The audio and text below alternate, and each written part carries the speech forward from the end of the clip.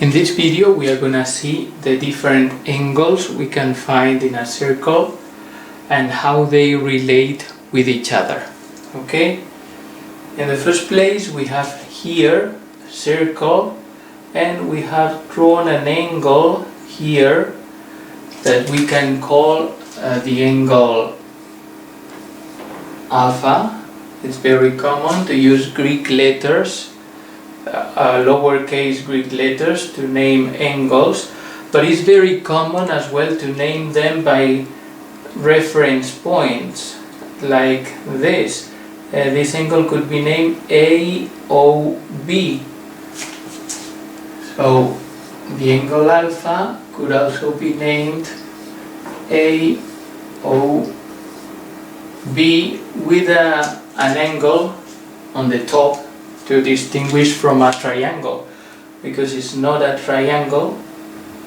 We don't draw a triangle here, we don't have a line here, so it's just the angle. That's why we draw that. O is the center of the circle, of course, and AOB is the angle which is the same as alpha. AB is what we call an arc. AB is an arc. Let's put it in this way. AB, like that, and that is an arc. Okay? The part in blue is what we call an arc. This arc, it has the shape of a bow. Okay? Arc in Latin, the word arc comes from Latin, which means bow. Okay? So this is a distance. From A to B we have a distance, so we can measure that with units of distance, with distance units, with length units. But very often we identify the arc with the central angle. So it's very common to measure the arcs in degrees, the same as angles. So we can identify very often the angle alpha with the arc AB, with the arc that the angle covers. Okay? The angle is covering this arc. And as I said, alpha is what we call a central angle. Central.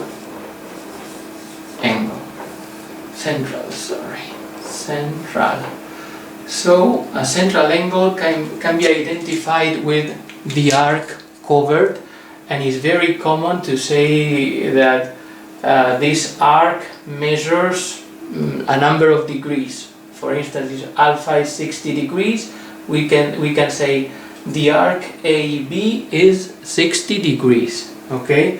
It is an abuse of notation, because this should be a distance, but it's very common to identify the arc with the central angle. Okay? Okay, but we have another type of angle. Imagine that instead of having the vertex of the angle in the center of the circle, we have it here, on this side, on the circumference, on the border of the circle. Okay? Imagine we have, sorry, I'm gonna redraw this, had erased. Imagine we had the vertex of the angle in this point C, which is exactly on the border of the circle, on the circumference. Okay? Then here we have another angle that we are gonna call beta. We use another Greek letter for that angle.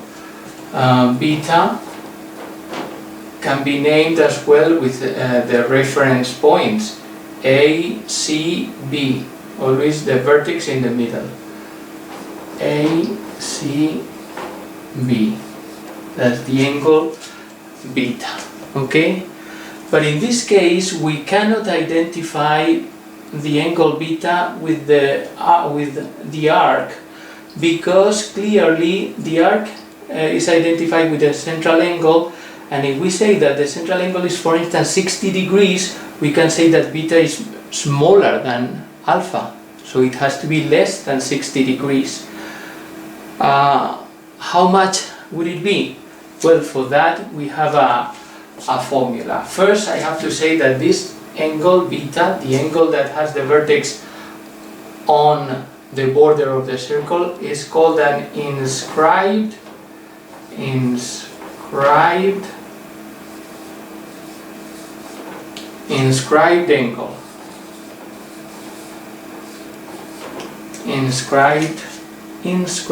angle. So beta, or ACB, is an inscribed angle, and the inscribed angle is exactly half of the value of the central angle that takes over the same arc, that covers the same arc. So beta is exactly alpha divided by 2, or if you prefer, and we are going to take as reference the arc, it would be, instead of alpha, we would use the arc AB, because remember that alpha could be identified with the arc, okay? So beta is half of the arc, and that is what we call an inscribed angle. That is, it has the vertex exactly on the circumference, on the border of the circle.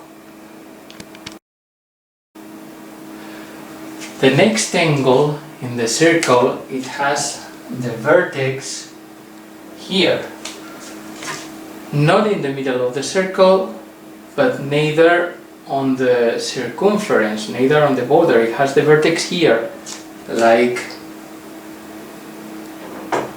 let's call that vertex O, okay, and it is inside the circle, okay, not in the middle, but somewhere inside the circle, okay. This angle, this is from before, so it's not beta anymore. We are gonna call this angle gamma, and as this one here is the same, is gamma as well, because they are opposite angles, they are equal, they measure the same, okay. So about opposite angles measuring the same, I have a video, but it's in Spanish, but you can find it as well. So gamma and gamma, opposite angles, they are equal. But what is the value of gamma? Well, in the first place, gamma, the angle gamma is another Greek letter, alpha, beta, gamma, we have 3, and we will see one more. So gamma can be named in different ways as well. It can be named as well AOB with the reference points. So AOB, and with the hat of an angle, with an angle hat, okay? The vertex always in the middle, AOB, or it could be named with the other reference points, DOC. It is the same angle, here or here. Well, that's what we call an interior angle. Interior angle. I think it's obvious why that name, interior, because it's inside, okay, or inner angle. Interior angle. And the value of that angle, the value of an interior angle, is the average of the two arcs it covers. It covers a bigger arc on this side because the center is displaced away from the vertex of the angle is displaced on this other side of the circle, so it takes it covers a greater arc here than here. So it would be arc AB plus arc DC divided by 2. That's the average of both arcs. Okay? That's the value of an interior angle. So we add the value of this arc in degrees, and always the reference would be the central angle. I'm not drawing the central angle because I don't want to confuse you with many lines, but the value in degrees of this angle is the value of this central angle that we called alpha before, and the value of this arc is the value of this central angle, which would be smaller. Okay? I'm not gonna draw all the lines because it might be confusing. But the value of the arcs in degrees is the value of the central angle covering that arc or covering this other arc. So for interior angles, the average. Add the value of the arcs and divide by 2. Okay? So that's how we find the measurements or the value of an interior angle. And finally, we have this other angle that has the vertex outside the circle. The vertex O is here outside the circle. So how do you think we will call it? That's right, exterior angle. Exterior angle because the vertex is outside. Okay, so this angle that we are gonna call delta, another Greek letter, the last one for now, delta, or we can name it as well with the reference points, AOB, okay, AOB is the angle delta. Or we can use these reference points, D and C, because they determine the same angle. It could be as well DOC. Okay? So that's delta. And that is, as I said, an exterior angle. And how do we find the value of that angle? It covers this arc from the outside, a smaller arc, and from the inside it goes in, and then it goes into the circle, and then it covers this other arc, AB, which is much bigger than this.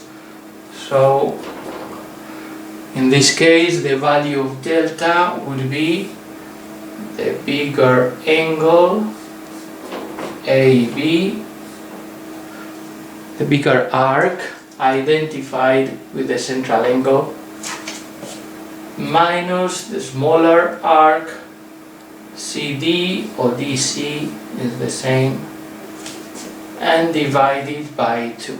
So in this case, instead of the average, we subtract the greatest arc minus the smallest arc and divide it by 2.